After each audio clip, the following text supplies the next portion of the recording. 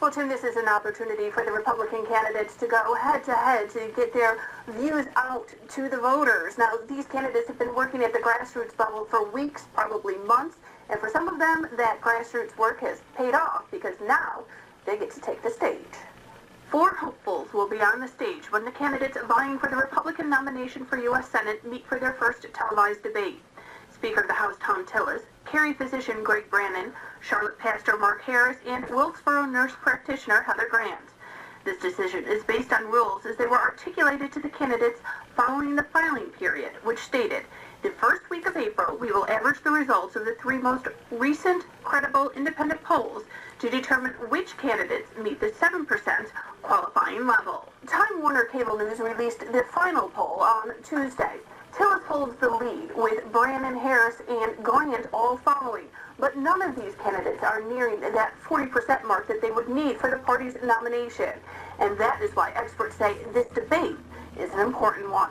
You have a candidate with a fairly significant percentage lead, Thom Tillis, and you have a lot of candidates that are kind of clustered significantly behind.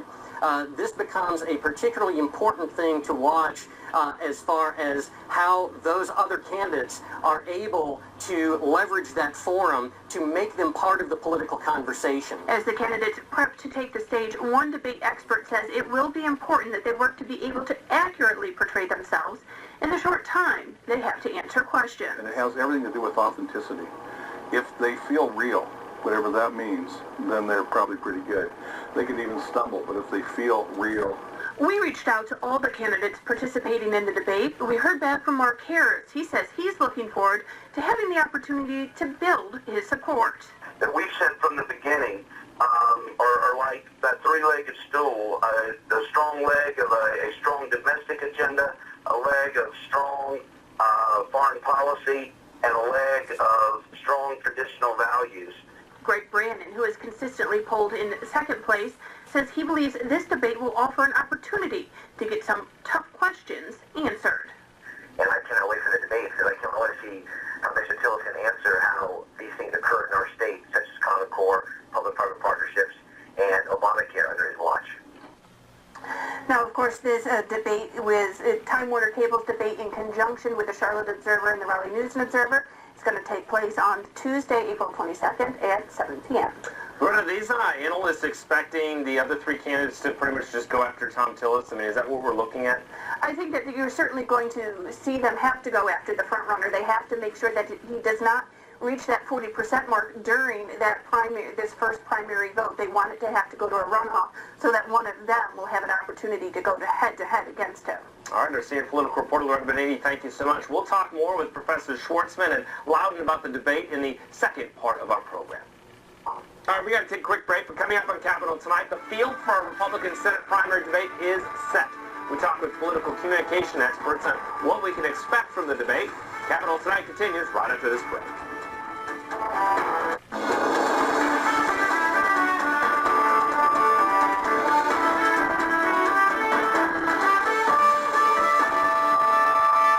Good evening and welcome back to Capitol Tonight, a statewide look at politics. I'm Tim Glenn. Time now to get some reaction and analysis to tonight's announcement about who made the cut for the April 22nd U.S. Senate primary debate, Republican debate that is. Joining us today are Alan Loudon of Wake Forest University, Roy Schwartzman of UNCG, and James Katecki, political analyst and host of the North Carolina podcast about Tar Heel politics. Gentlemen, good to see all 3 of you. Thank you so much for stopping by.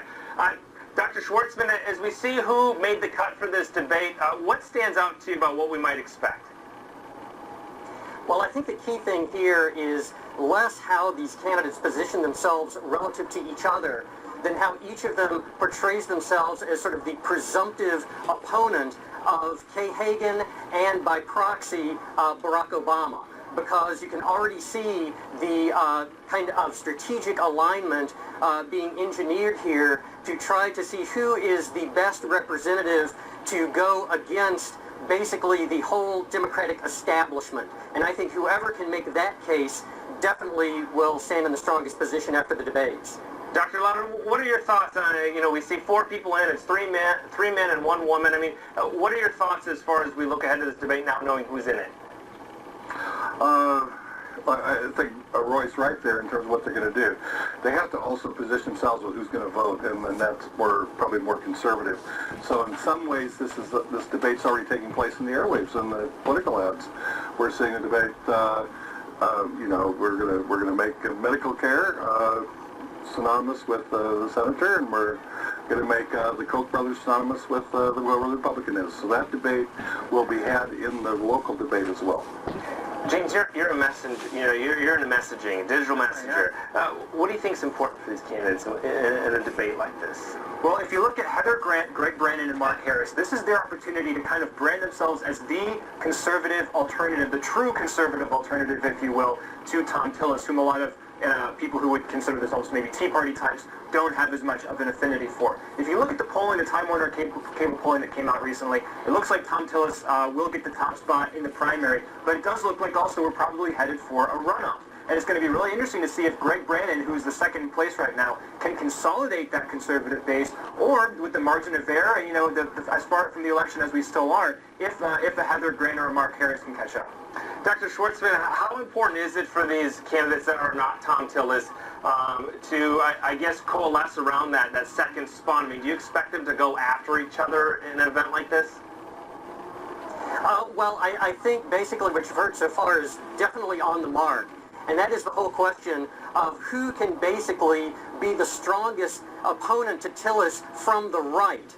And that is whoever really can establish their bona fide credentials as the more conservative, more traditional candidate is probably going to siphon off more of that Tea Party vote from Tillis. Right now, of course, Brannon seems a little bit better positioned in that because of his more formal Tea Party connections, but we'll just have to see how that plays out. Polling-wise, he does seem to be running ahead of the others in a crucial area we haven't talked about so far, and that is in name recognition.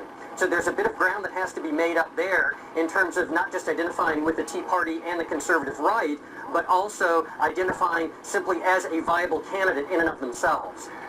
Dr. Loudon, is it important for these candidates to start differentiating themselves in an event like this, and whether it's attacking each other or whatnot?